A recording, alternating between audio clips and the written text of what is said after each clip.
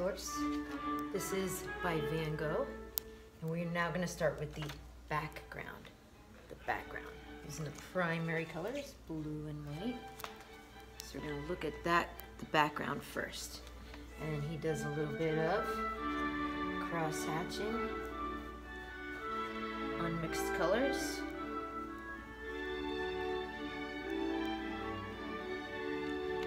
And that's called impressionism, leaving an impression.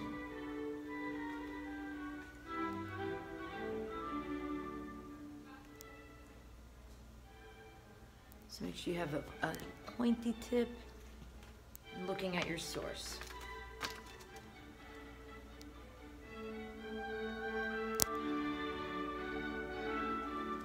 Use your palette to get different tones.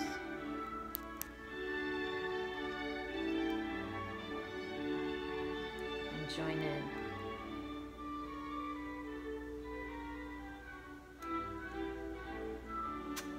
So let's show you closely. We're going back and forth cross-hatching, leaving unblended strokes, just like you can see Vincent van Gogh did by using the source. So look closely, one section at a time, and try to emulate that. Use the point of the brush to go around. It's got a little darker blue in there and across here. Now as I'm doing this, I'm going to go right across to bring out the word Van Gogh. Ooh, the artist we are studying. So I'll be doing 2 replicas, one at a time on this video. We'll do the reflections in the night sky, that one next, but this one, I want to make sure you're using the source. Using back and forth cross-hatching. If you look closely, he does some cross-hatching lines that way and that way. And that's how to make this look cross-hatching back and forth to leave some unblended strokes for impressionism.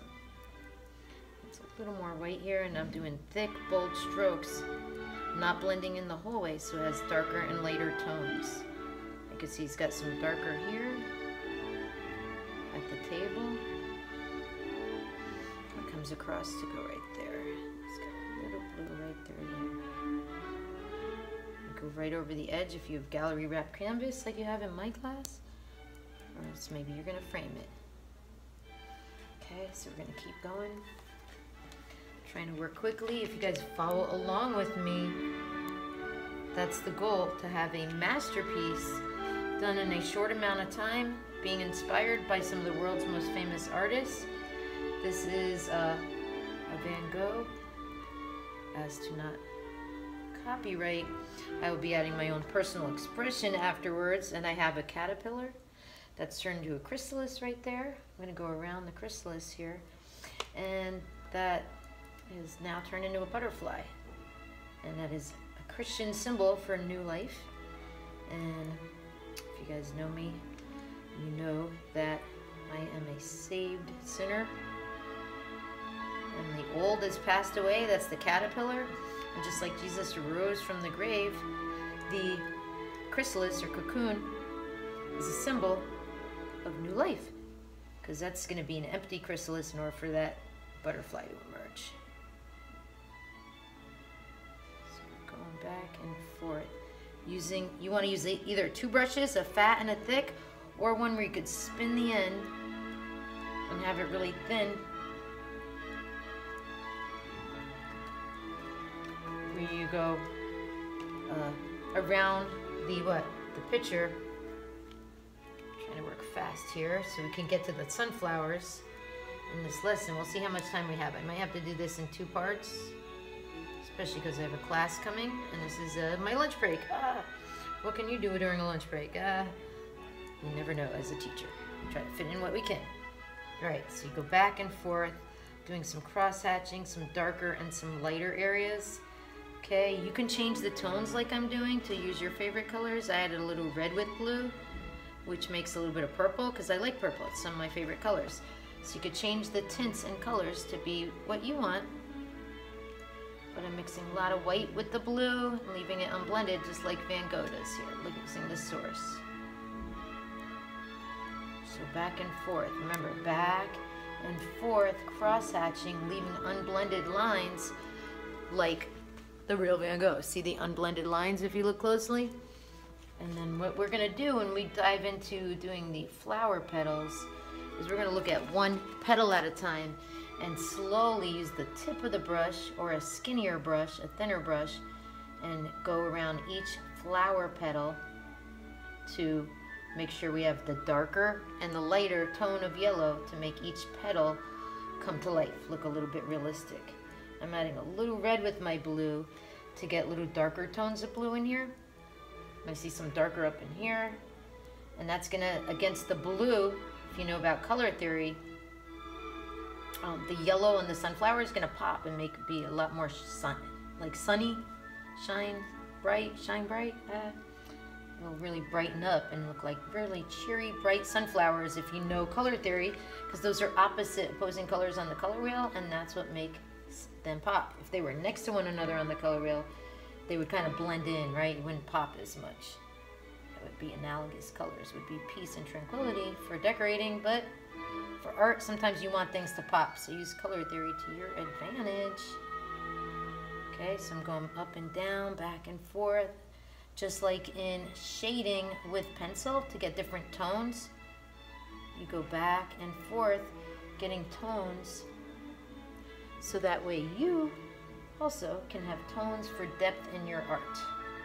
Like what Van Gogh got famous for is this unblended brushstroke look. See that brushstroke right there? I'm trying to emulate that right here by looking at the source, going back and forth with the tone of blue I like. I'm not gonna do like an exact replica. I'm trying to do a little bit of a color change, but showing his style there for that unblended fuzzy look. I'm gonna add a little more white and go over it to make that cloudy look I just showed you up close.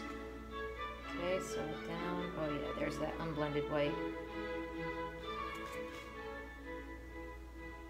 Now I'm gonna make sure I have a thin brush. You wanna make sure your end is thin enough, and that's why I love the Chinese landscape brushes. They know how to do it in China, working with bamboo and natural hairs on their brushes, so that way you can spin the end, get thin, or you could do it thick. Okay, it looks a little darker blue up there. I'm gonna add my red with blue. Ooh, I went really dark, didn't I? Okay, but that's my favorite color right there. It's more of a periwinkle tone. And so I wanna add a little bit of my favorite color, just like you can add a little bit of your favorite color into your art to add a little personal expression. Okay, I'm gonna add a little more white, so I'm going back and forth, cross-hatching, leaving unblended colors, okay? I'm gonna go back to the Monet style blue here, doing a little bit of layering. Okay, there we go, back to that bright shiny blue. But, okay, the butterfly is in that area. I'm gonna try to go now around the butterfly a little slower. Keeping my thick brush strokes, showing the strokes, going back after I stay in the lines and forth.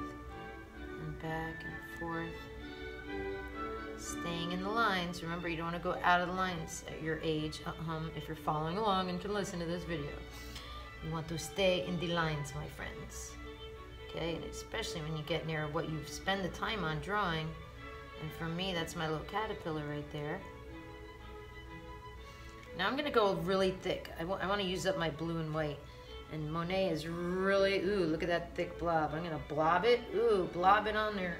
And I'm gonna do some cross-hatching where I show the thick blobs of paint and I keep it unblended so that way I can have some thick raised area. And I'm gonna just blob that on there. It's a blob right there. And that way we are doing what Monet got famous for, leaving some dimension in your art with thick unblended strokes. Okay, back and forth. Some white for back and forth.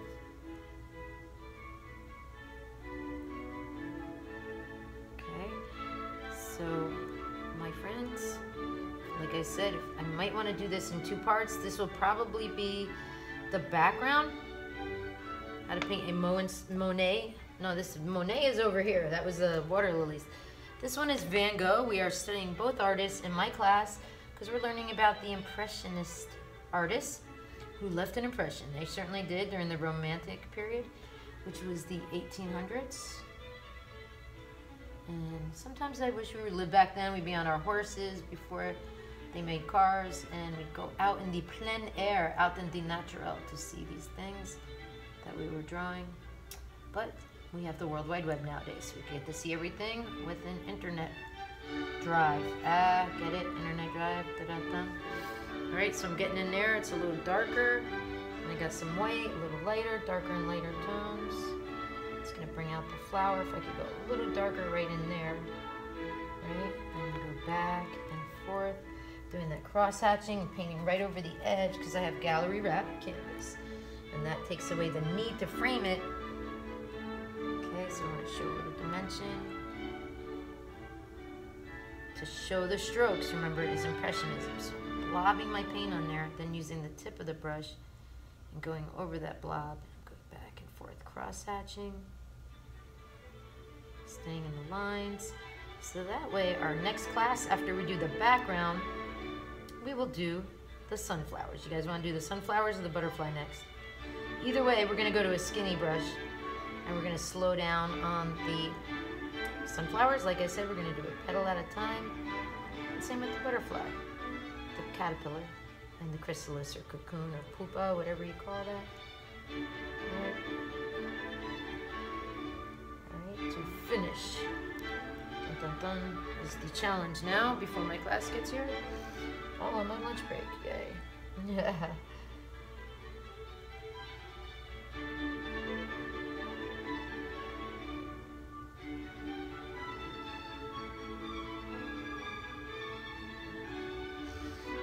So we still want to get different shades and tones. Yes.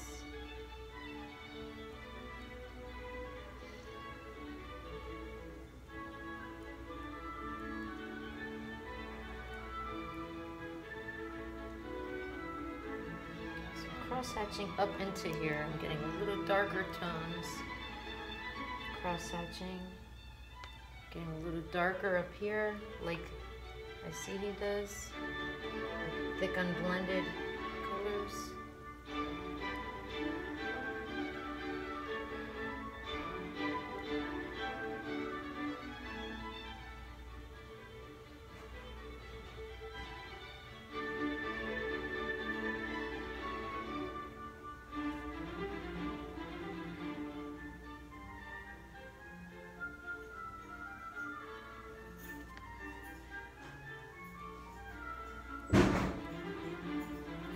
Alright, so as I end this tutorial video lesson, I am going to let you guys know that I'm simply just ending by going in the petals. Over and out from the video lesson. Till next time.